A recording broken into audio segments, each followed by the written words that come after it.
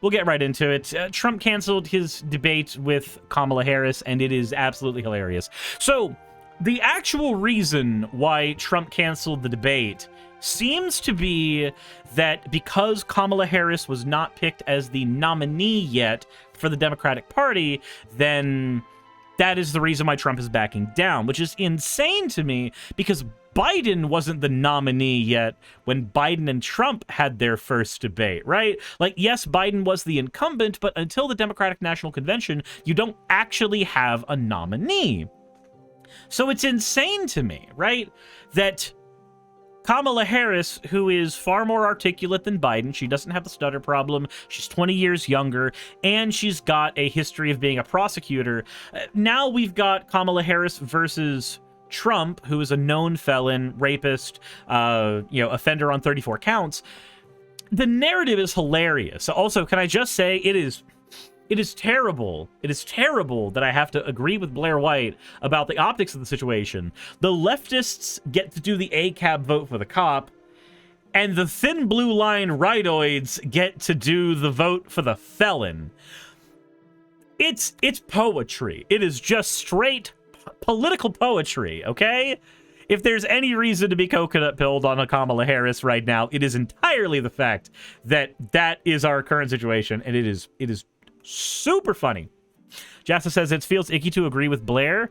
It feels very icky to agree with Blair, but if Blair said that the sky was blue, I would have to agree if it happened to be daytime and the clouds weren't covering. But no, as of right now, Trump is choosing not to debate Harris, and it's so weird, right? So The Guardian has an article on this that I want to look at real quick, because like we can wax lyrical making fun of Trump for being a coward till the cows come home, because there are people who do and do not want to do debates. Like for me, I don't like doing debates due to my memory issues, right? I know that I will forget important information or blank on important information in the middle of a debate. I've done it several times before, and it frustrates me a lot, so I choose not to do that. I choose to maintain the platform that I have here, where if I have to pause for 5 minutes, I can pause for 5 minutes because my brain just decided it wanted to stop doing things. Now, things have gotten a little better since I've switched my diet up, higher fiber, lots more water. Some of that has actually cleared things up a little bit. Apparently, when your brain is constantly running on caffeine, you kind of get a little foggy after a bit. That said, in terms of this debate, let's go ahead and look at what we have going on here.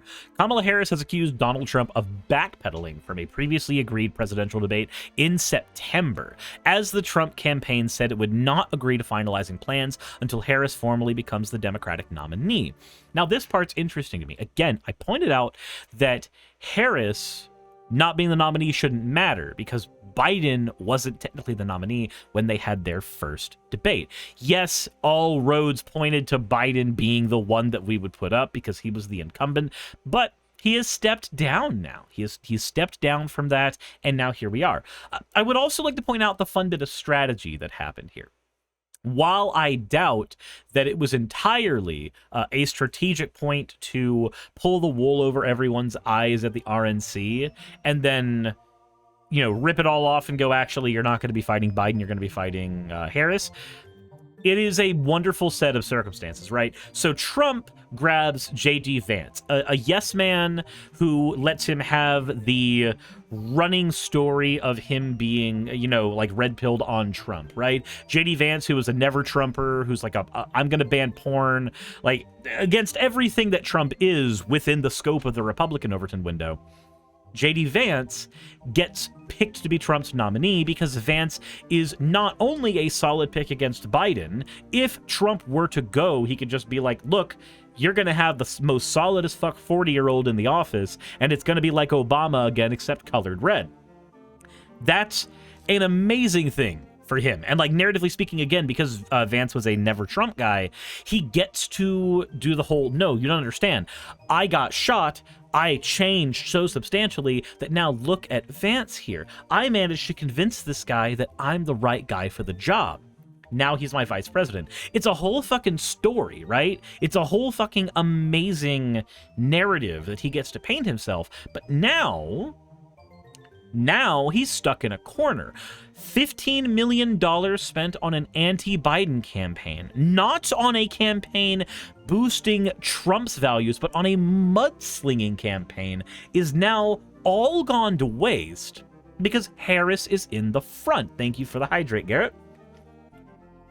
With Harris being in the front now, instead of Biden, now all of that money is wasted. There's nothing that can be done with that anymore.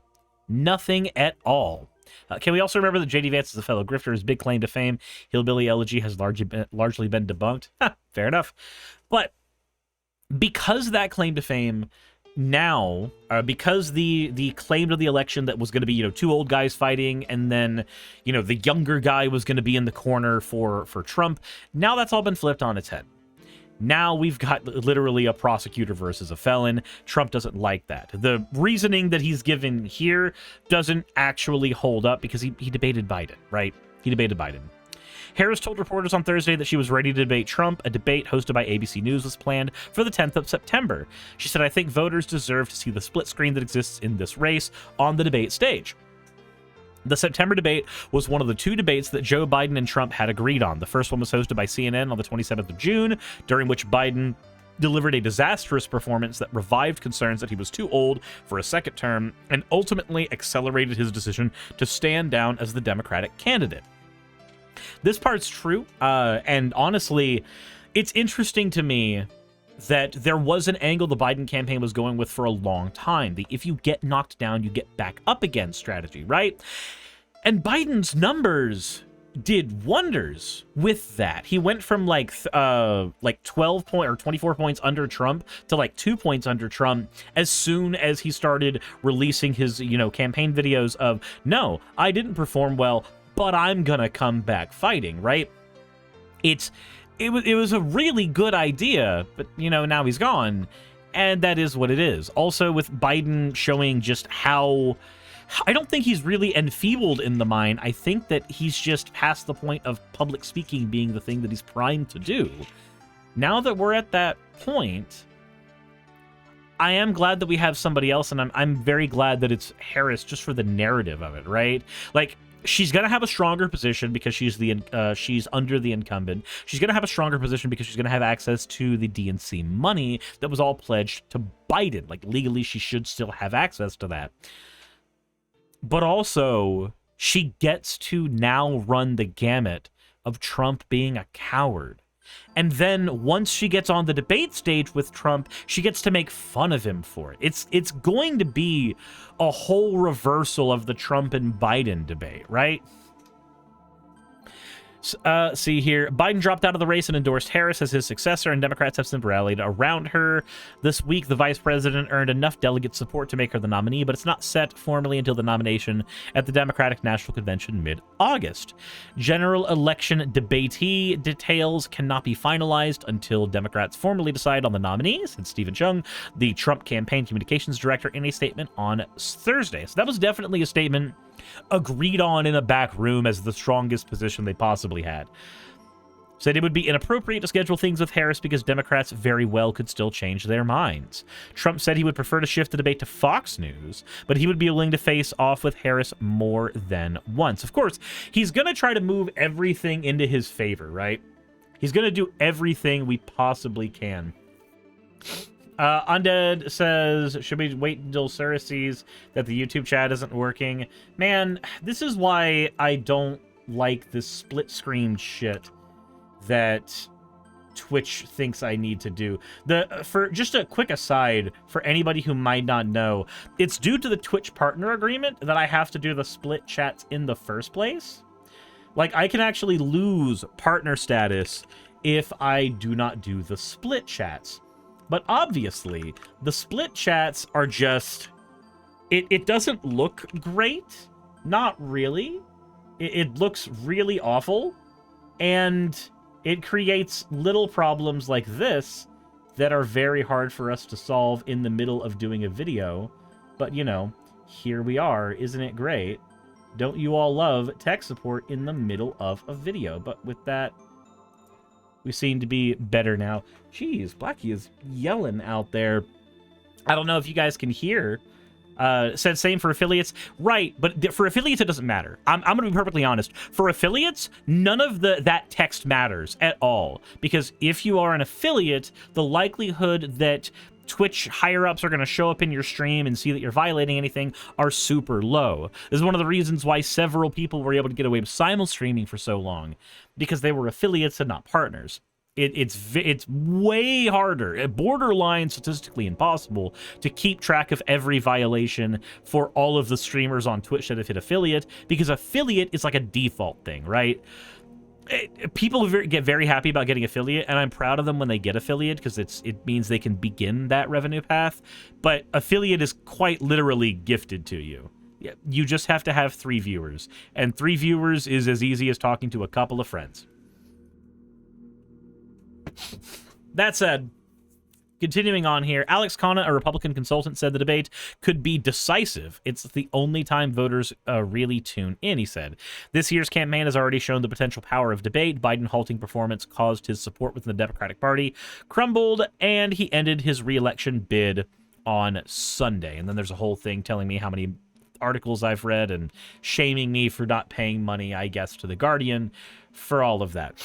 So that's just kind of insane to me that we're in this position. I don't think we've been in this position in a very long time. I can't even think of a time where the incumbent had to get replaced by the vice president in the middle of everything, right? Like there was concerns in the beginning of the Biden campaign that Kamala Harris was going to end up being our president, not because she would run on the debate floor, but because this is where we are right now. We have a very old president who's, very feeble, and if things were to happen to him, then she would obviously be the person that would be up next. Though there are some interesting points here as well. Biden's made some notes about how he wants to pass things on to the next generation, give a whole bunch of young energy to the new campaign. And while Kamala is definitely a much more energetic campaigner than Biden, she's 60 years old. She is 60 years old. There is no the next generation where she is concerned. She's borderline a boomer. That's where we can actually okay Boomer Harris, and it may look weird, but it's still perfectly within reason, right? So where we are right now is a much better spot than we were in before. And I'm very happy that we are in that spot right now. We have Trump looking like a coward. We have Harris just getting money left and right for a campaign. And it's a very, very, very good position that we are in right now. While Harris is not the best person for the job from a leftist perspective, if we have to play the electoral game, which we do, I'm sorry, you can't come into the chat and be like, my political position is far superior than yours. You don't understand. You believe in electoralism. I believe in burning down Walmarts. And then you don't actually go commit arson at any point. I don't want to hear it from any of you guys. You guys literally do not have a better idea for how to do this that is also realistically able to be implemented without just oodles and oodles of bloodshed. And I'm not going to get behind that one either. So where we are right now, we have to play the electoralism game. And within that game, Harris is an infinitely stronger pick than Biden. And this whole debate fiasco it's perfect.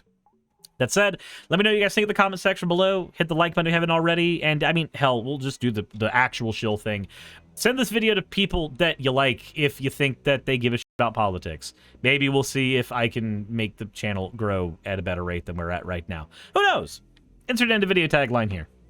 Hey, I just quickly want to give a thank you to all of my wonderful patrons who keep this show running. YouTube and Twitch are a pretty bumpy ride at the best of times, and the stability a Patreon provides me is worth more than I can say here. I'd also like to thank each and every one of my $20 and up patrons here, and they would be Red Joker, Britzkrieg, Cameron, Dren, Jemshin, Smiling DM, Poundini, Mabbity Babbity, Naomi, Isaac, Agamotto, Jordan, Ravi, Giuni, Kiratorian, Prisma, all of you, I'm not saying that part, and Starlight. And finally, thank you to everyone else that helps keep this channel alive. While you're here, why not check out another video? And thank you for watching.